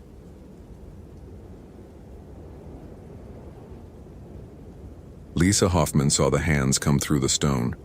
She'd been following Connor Burke through the lower cave section, their headlamps cutting narrow beams through darkness that felt ancient and absolute. Connor was 20 feet ahead, pointing out a formation of soda straws that had taken millennia to form, his voice echoing off limestone walls. Lisa was trying to memorize everything. This was only her third week as a ranger at Carlsbad Caverns, and she was still learning to navigate the labyrinth of passages that extended for miles beneath the New Mexico desert. Then Connor stopped mid-sentence, his headlamp fixed on something at his feet. "That's strange," he said, crouching to examine the cave floor. "This fissure isn't on the survey maps." Lisa moved closer, her own light joining his to illuminate a crack in the limestone, perhaps 6 inches wide and running perpendicular to their path. It looked fresh, the edges sharp and clean, without the smoothing that water would have created over geological time. "Should we report it?" Lisa asked. She'd been taught that any new cave features needed to be documented, that Carlsbad was a dynamic system still forming and changing. "Yeah, but let me just..." Connor leaned forward, trying to see how deep the fissure went. The hands came through the stone itself, not from the fissure but from the solid limestone beside it. Pale fingers, impossibly long, with nails like dirty talons. They emerged as if the rock were water, reaching up and wrapping around Connor's ankles with a speed that made Lisa's breath catch. Connor had time to say, "What?" before he was yanked downward. Not into the fissure. Through it, his body compressed in ways that shouldn't have been possible. Bones bending, flesh squeezing, as those pale hands pulled him into a gap too narrow for a human body to fit. He screamed, a sound that was cut off abruptly as his head went through, then his shoulders, his torso, until only his legs remained visible, kicking frantically. Lisa lunged forward, grabbing his boot, trying to pull him back, but the hands were impossibly strong, and the limestone beneath her own feet was suddenly soft, yielding as if reality itself had decided that solid rock could be permeable when it wanted to be. Connor's legs vanished through the crack with a wet sound like meat being forced through a grinder. The fissure sealed behind him with a grinding noise, leaving only smooth limestone that showed no evidence of ever having been broken. Lisa fell backward, her hand still clutching empty air where Connor's boot had been. Her headlamp beam swept across stone that was completely, impossibly intact. No fissure, no crack, just solid rock that had swallowed her colleague in front of her eyes. She screamed Connor's name, the sound bouncing off cave walls and returning to her in mocking echoes.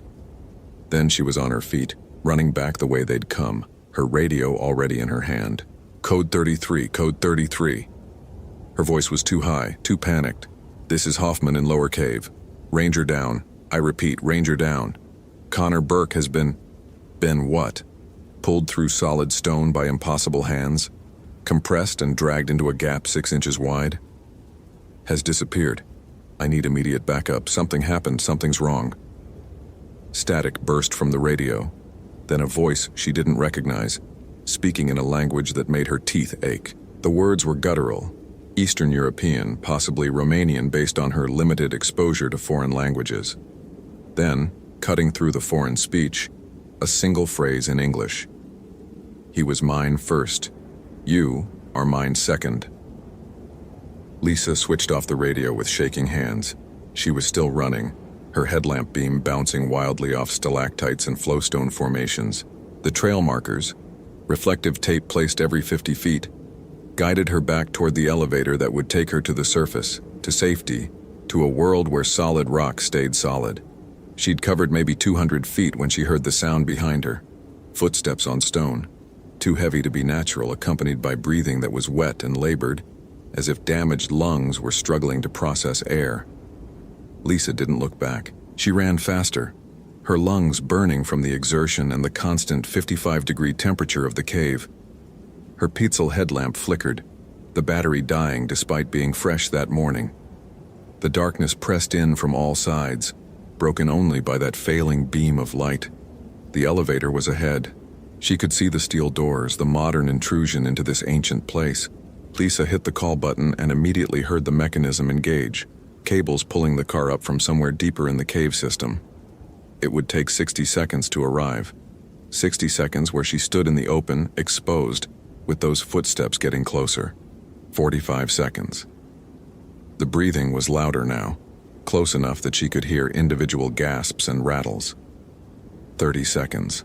Lisa pressed herself against the rock wall beside the elevator doors, trying to become invisible. Her headlamp switched off to avoid giving away her position. The darkness was total, absolute in a way surface darkness never was. In this cave, light had never existed naturally. The darkness was the default state. 15 seconds. Something moved past her hiding spot. She felt the displacement of air, smelled something like old earth and decay, a shadow darker than the surrounding darkness, human-shaped but wrong in its proportions, the head too large, the limbs too long. The elevator dinged its arrival. The doors slid open, spilling artificial light into the cave. Lisa lunged for the opening, and as she did, something grabbed the back of her ranger jacket. She felt fingernails tear through the fabric, scraping across her skin with enough force to draw blood. Lisa threw herself forward, the jacket tearing free. She hit the elevator floor, slapping the button for the visitor center as the doors began to close. In the narrowing gap, she saw it clearly, a figure, unmistakably human in origin, but transformed by something that had nothing to do with natural processes. It had been a man once. She could see the remnants of that in the bone structure, the shape of the face beneath skin that had taken on the color and texture of cave limestone, but the eyes were wrong, too large, reflective like an animal's, glowing with a pale phosphorescence. The mouth was open, revealing teeth that had grown and sharpened, designed for tearing meat, and it wore Connor Burke's face. The elevator doors sealed, cutting off her view. Lisa lay on the floor, hyperventilating as the car began its ascent. 300 feet up, from the deepest developed section of the cave to the surface. 3 minutes of travel through solid rock while something that wore Connor's face remained below. Her radio crackled, Connor's voice but distorted, speaking with an accent that hadn't been there an hour ago when they'd entered the cave together. Lisa, sweet, inexperienced Lisa, you think the surface will save you? The Strigoi walk between worlds. I am here. I am there. I am everywhere these caves touch. Connor's dead, Lisa said into the radio, though she knew that wasn't quite right. Connor was something worse than dead. Morte dar nu mort, the thing responded. Dead but not dead. This is what waits in the deep places, in the caves where the sun never reaches. The Romanians who came here, who worked the mines nearby, they knew. They left warnings carved in stone, but who reads stone anymore? Who believes the old stories? The elevator reached the visitor center level. The doors opened to artificial lighting and the faint sound of tourist chatter from the main hall. Lisa stumbled out, her torn jacket revealing the scratches on her back, her face pale with shock. The duty ranger, an older man named Martinez who'd worked Carlsbad for 30 years, took one look at her and reached for his radio. We need EMS to the elevator bay. Hoffman is injured. What happened down there? Connor's gone, Lisa managed. Something took him. Something in the cave. Cave-in? Structural collapse? No. Something else. Something that... She stopped, seeing the expression on Martinez's face. Concern, yes, but also skepticism. If she told the truth, that she'd watched Connor be pulled through solid stone by pale hands, that she'd seen him transformed into something with glowing eyes and sharp teeth, they'd think she was having a psychological break. First-year rangers cracked sometimes, overwhelmed by the responsibility or the isolation. Something grabbed him, she said carefully. I didn't see clearly. It happened so fast. We need to send a rescue team. Martinez was already coordinating. Within 20 minutes, there was a full response. EMS checking Lisa's injuries, superficial scratches, mild shock, elevated heart rate, and a cave rescue team gearing up to descend into the lower cave section. Lisa tried to join them, but the incident commander, a man named Alvarez who'd been with the Park Service for 25 years, shut that down immediately. You're a witness, not a rescuer. You stay topside and debrief while we search. Lisa watched them descend. 5 experienced cavers with full technical gear, bright lights, and absolute confidence in their training. She wanted to warn them, to explain what was really down there, but the words wouldn't come. How did you explain that the cave itself had become hostile, that something ancient and hungry had woken up? She was placed in the park superintendent's office to wait, a blanket wrapped around her shoulders despite the September heat outside. Through the window she could see the desert landscape, creosote bushes and ocotillo stretching toward mountains that rose in the distance. The Guadalupe Range, honeycombed with caves, over 300 known passages in Carlsbad alone, and the unknown ones. The unmapped passages that extended for miles beneath the surface where no light had ever reached and no human had ever walked. Connor was down there, or something wearing Connor's face was down there. Lisa's radio, still clipped to her belt, remained silent. The rescue team was using a different frequency, proper protocol for organized operations, but she kept the device on, monitoring the static, waiting for another transmission in that voice that was Connor but also something older, something that spoke with a Romanian accent and new words like strigoi. Her laptop was on the desk. Lisa opened it and started searching, typing strigoi into the search engine. The results were immediate. Romanian folklore, vampiric entities that rose from the grave to torment the living. But not vampires in the Hollywood sense. Strigoi retained their intelligence, their memories, their personalities. They returned to familiar places and familiar people, driven by unfinished business or by the circumstances of their death. And they were specifically associated with caves in some regions. The old stories talked about strigoi that lived in underground places that avoided sunlight not because it harmed them, but because they preferred the darkness, the cold, the separation from the living world. Lisa clicked through academic papers, anthropology journals, anything that treated the folklore seriously rather than as entertainment. One article, written by a Romanian ethnographer, caught her attention. The strigoi of the deep, cave-dwelling revenants in Carpathian tradition. She skimmed the text, her hands shaking as certain phrases jumped out. Transformation occurs rapidly, within hours of death. Maintains victims' memories and speech patterns. Capable of drawing others into the cave system through supernatural means. Marks territory by leaving physical evidence on limestone surfaces. Lisa closed the laptop and grabbed her flashlight, heading for the service tunnels that connected the visitor center to the various cave entrances. Martinez tried to stop her, but she pushed past him, running down the maintenance corridor until she reached the natural entrance. The original way into Carlsbad, a massive opening in the mountainside that had been used by bats for millennia before humans ever explored the caves. The opening was gated during this time of year to protect hibernating bats, but Lisa had keys. She unlocked the gate and stepped through, her flashlight beam cutting across the massive entrance chamber. The walls here were covered with historical graffiti, names and dates going back to the 1800s when cowboys and miners had first explored the caves. But there were older marks too, ones that weren't on the historical tour. Lisa had noticed them during her training but hadn't understood their significance. Now she did. Carved into the limestone, partially obscured by newer graffiti, were symbols. Crosses with additional lines extending from the cardinal points, circles with stars inside, and words in a language she now recognized as Romanian. Aici locuiesc morții care umblă. Here dwell the walking dead. Închide piatra când soarele apune. Seal the stone when the sun sets. Ei vorbesc cu vocea celor pe care i-au luat. They speak with the voices of those they've taken. Lisa photographed the symbols with her phone, her breath misting in the cave's cool air. Someone had known. Miners, probably. Romanian immigrants who'd come to work the nearby potash mines in the early 1900s. They'd found something in these caves, something that matched their old folklore, and they'd left warnings. Warnings that had been ignored, painted over, dismissed as superstition. Her phone buzzed. A text message, somehow getting signal despite being inside the cave entrance. Unknown number. They're coming up now. The rescue team. But they're bringing something with them. Lisa's blood went cold. She ran back toward the visitor center, emerging just as the elevator dinged its arrival.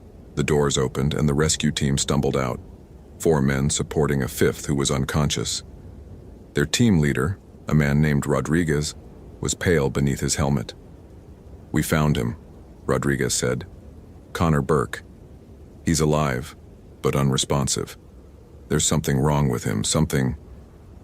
They had Connor on a stretcher now, and Lisa could see his face. His eyes were closed, his skin the same pale limestone color she'd seen on the creature in the cave. His chest rose and fell with breath, but the breathing was wrong, too slow, too shallow, as if his lungs barely needed oxygen anymore. "Where's the 5th team member?" Martinez asked, counting the rescuers. Rodriguez looked confused. "5th? There were 4 of us, Jenkins, Alvarez, Morrison, and me. The roster showed 5 names. Must be a clerical error. We only sent 4 down." But Lisa had watched 5 people descend. She was certain of it. 5 people had gone into the cave, and only 4 had come back. The missing rescuer's name was Patterson. Lisa found it on the deployment roster, written clearly in Martinez's handwriting. But when she asked Rodriguez about Patterson, the team leader looked at her like she was speaking nonsense. "There's no Patterson on the cave rescue team. Never has been." Lisa pulled up the duty roster on the computer system. Patterson's name was there, had been there when she'd looked 20 minutes ago. But now as she watched, the letters began to fade, pixels on the screen rearranging themselves until the name was gone entirely, replaced by a notation. "Roster error. Entry deleted." Reality was changing. Something in the cave was reaching up through layers of stone and time, rewriting the present to eliminate evidence of its feeding. Connor was taken to the medical clinic on site, a small facility designed to handle tourist injuries and minor emergencies. The doctors were baffled by his condition. He was cold, far colder than a living body should be, but his heart still beat with a slow, steady rhythm. His pupils didn't respond to light. His skin had taken on a texture that resembled limestone, rough and porous. Lisa stood outside the clinic watching through the window as they worked on him, and she saw the moment Connor's eyes opened.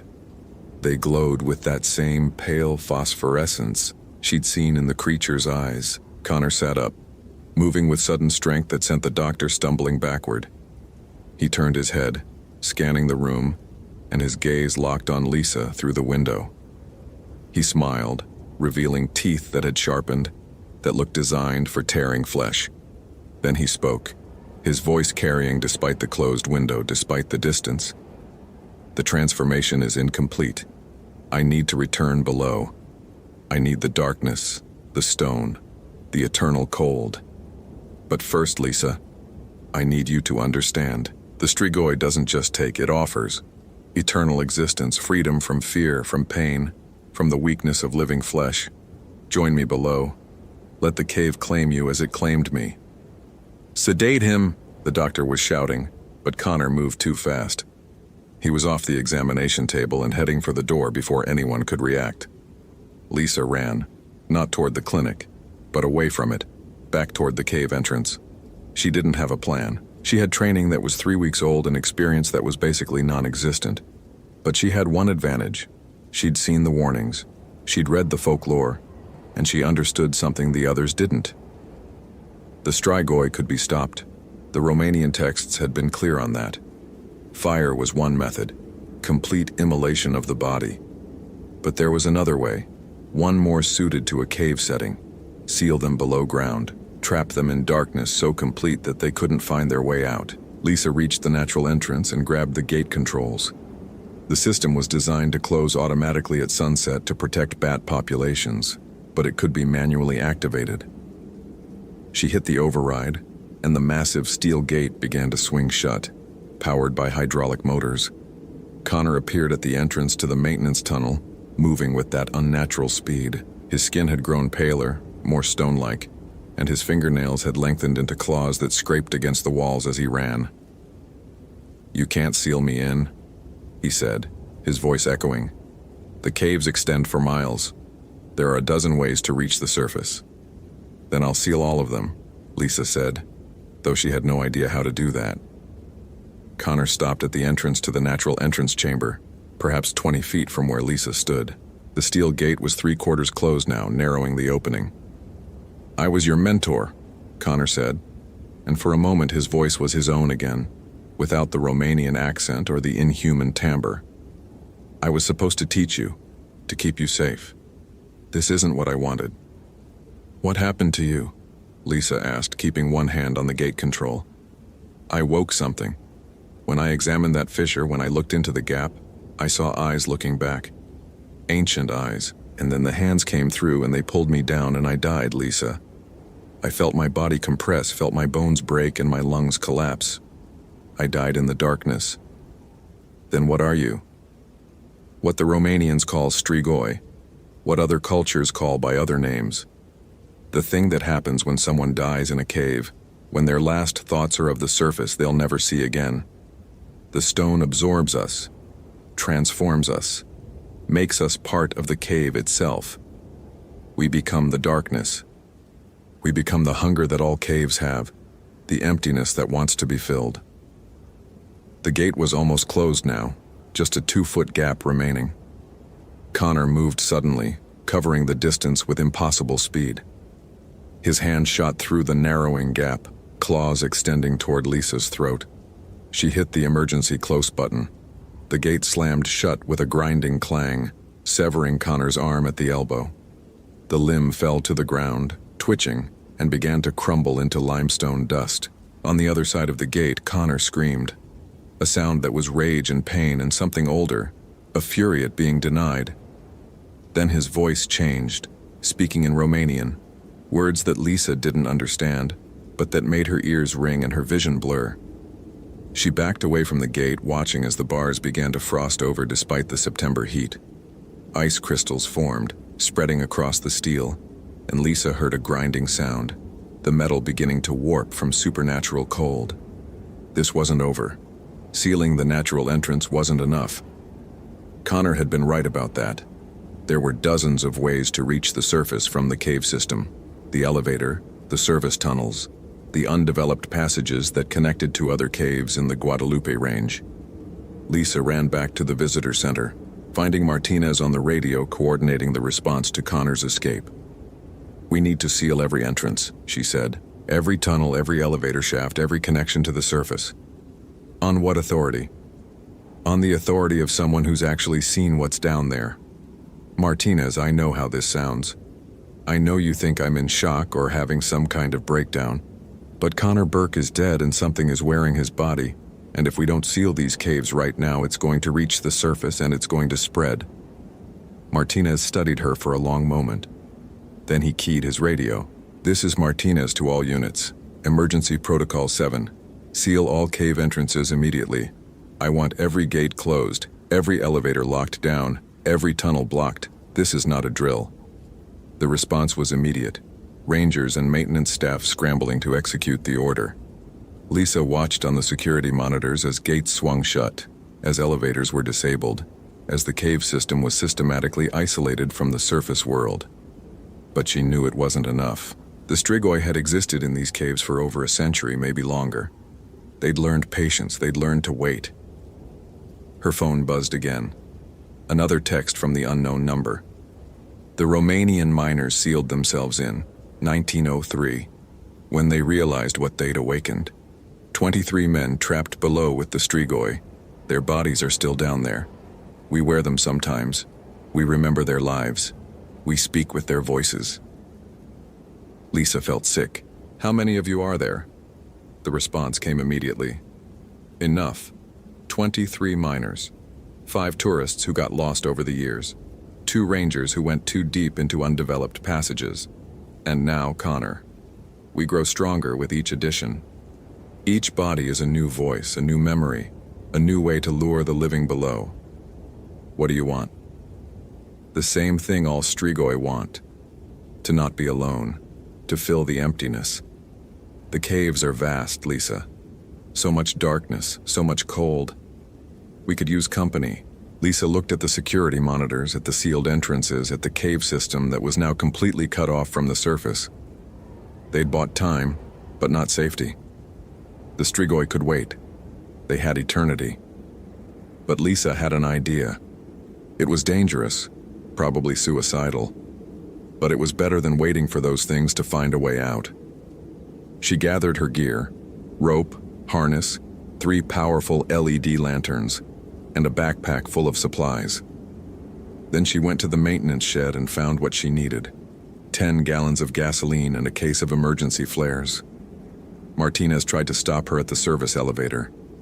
"What are you doing?" "Finishing this. The Strigoi are trapped below, but they're not destroyed. They'll wait, and eventually someone will unseal the caves. A year from now, 10 years, whenever.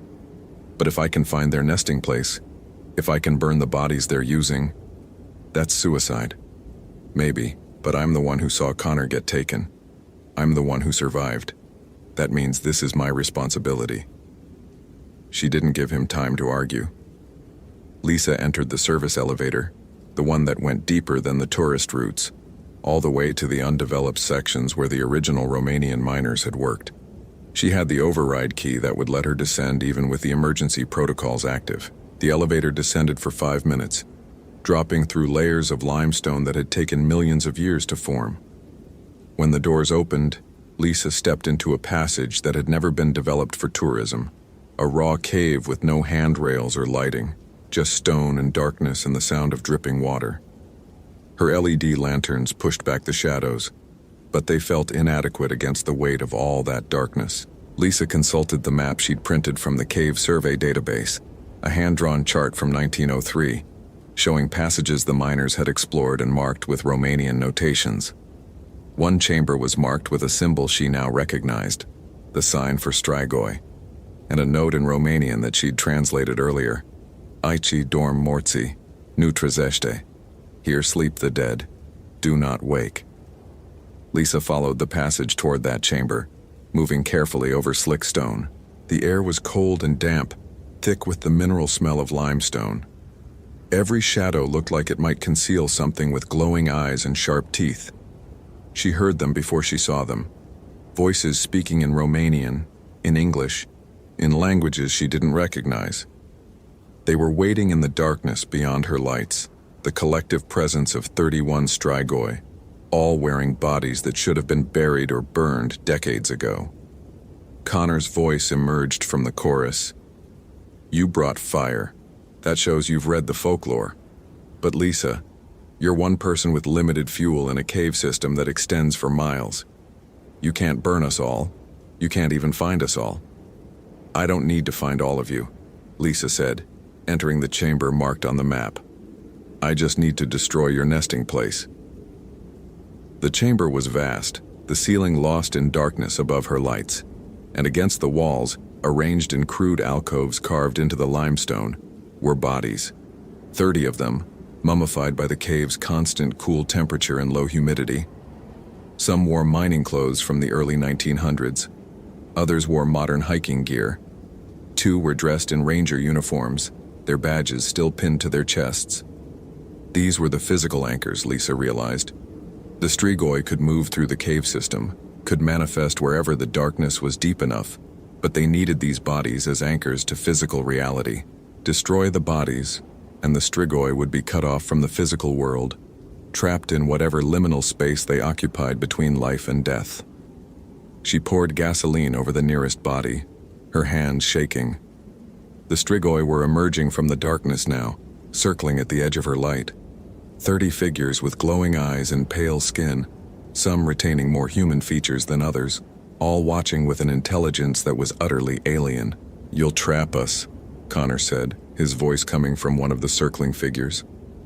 "Lock us in the space between, unable to manifest, unable to feed. It's a torture worse than death." "You should have stayed dead the first time," Lisa said, pulling out a road flare. Connor moved fast, covering the distance in a heartbeat, his hand wrapped around her wrist, the claws digging in deep enough to draw blood. "Join us instead. Let the cave claim you. You'll never be alone, never be afraid. The darkness will embrace you, and you'll exist forever in the stone." Lisa felt the pull of his words, felt something in the cave itself reaching for her consciousness.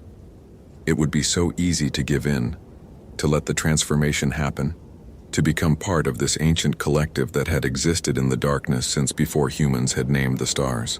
But she thought of the surface world, sunlight on desert sand, the smell of creosote after rain, the sight of bats emerging at dusk from the natural entrance.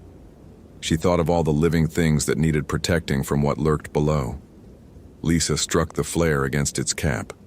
It ignited with a brilliant red flame that sent the Strigoi recoiling, their bodies instinctively retreating from the light and heat. She dropped the flare into the gasoline-soaked alcove. The fire spread fast, engulfing the first body, then the second. The flames grew, fed by the gasoline and the dry organic matter of the mummified corpses. The Strigoi screamed, a sound like wind through narrow passages, like stone grinding on stone, like the earth itself in agony. Connor released her wrist, staggering backward. "You've murdered us," he said, his form already starting to fade, becoming translucent. "You've condemned us to eternal nothingness." "You were already condemned," Lisa said. "I'm just finishing what should have happened 100 years ago." She lit more flares, throwing them into the alcoves, watching as the fire consumed the bodies that had anchored the Strigoi to physical reality. The heat was intense, the smoke thick with the smell of burning flesh and old fabric. The Strigoi circled, desperate, trying to reach her through the flames, but the fire formed a barrier they couldn't cross. One by one, the figures faded. Connor was the last to go, his form hovering at the edge of the firelight. For a moment, his eyes were human again, filled with something that might have been gratitude or might have been rage. Then he was gone, and Lisa was alone in a chamber full of flames and smoke. She ran for the elevator, her lungs burning from the toxic fumes. The fire was spreading, igniting support timbers that the miners had left behind, consuming everything organic in the chamber. Lisa hit the elevator call button and prayed it would respond, that the smoke hadn't triggered the emergency shutdown. The doors opened. She stumbled inside and pressed the button for the surface, and the elevator began its ascent just as the fire reached the passage behind her. 5 minutes of travel through solid stone while below her the fire raged. Lisa could feel the heat through the elevator walls, could smell the smoke that was being pulled up through ventilation shafts. The cave was burning and she'd set the fire. The elevator reached the visitor center. The doors opened to chaos, smoke alarms blaring, rangers evacuating tourists, Martinez shouting orders into his radio. He grabbed Lisa's arm as she emerged. "What did you do?" "I finished it. The Strigoi are gone, but the fire suppression is already activated. CO2 systems in all the lower passages. It'll be out in 20 minutes. Martinez studied her face, seeing something there that made his expression soften. "Did you find them? The bodies?" "All of them. The miners from 1903, the lost tourists, the rangers who disappeared. They were all down there being used as anchors." "And Connor?" Lisa touched her wrist, where Connor's claws had broken skin. The wounds were already healing, closing faster than they should. Connor died the moment those hands pulled him through the stone. What came back wasn't him. It was just something wearing his face. The fire was contained within 3 hours. The lower passages were sealed permanently, marked as hazardous and removed from all future development plans. The official report listed it as an accidental ignition caused by equipment malfunction, with no mention of Strigoi or undead miners or caves that could swallow people through solid stone. Connor Burke's body was never recovered. The official story was that he'd been killed in the collapse that had trapped him, that his remains were sealed behind unstable rock. Lisa attended his memorial service and said nothing about what she'd seen, what he'd become, what he'd offered her in that burning chamber. But she kept the scars on her wrist, and sometimes late at night she felt the pull of the caves, felt something in the darkness calling her name. The Strigoi were gone, destroyed when their physical anchors burned. But the cave itself remained, and caves had memories longer than human lifespans. Lisa requested a transfer 6 months later. She was sent to Yellowstone to work above ground where sunlight could reach every day, where winter was cold but temporary, where the only darkness was the kind that came with night and could be banished with a flashlight. She never went into a cave again, not recreationally, not professionally, not even to visit tourist attractions, because she'd learned that some places exist outside human understanding, that some darkness is too deep to ever fully illuminate, and that the line between the living and the dead was thinner than anyone wanted to admit. The caves beneath Carlsbad remained, honeycombed passages extending for miles in every direction, officially empty, officially safe. And Lisa Hoffman, who had been a ranger there for exactly 3 weeks and 4 days, never corrected that official position. Some truths were too dangerous to share. Some warnings needed to stay written in Romanian on limestone walls, waiting for someone who could read them and understand that the old stories existed for a reason. The caves kept their secrets, and Lisa kept hers. Hope you felt genuine terror. If you appreciate authentic horror rooted in real folklore, consider following for more stories. Which moment scared you most? Share your theory about what really happened to Patterson.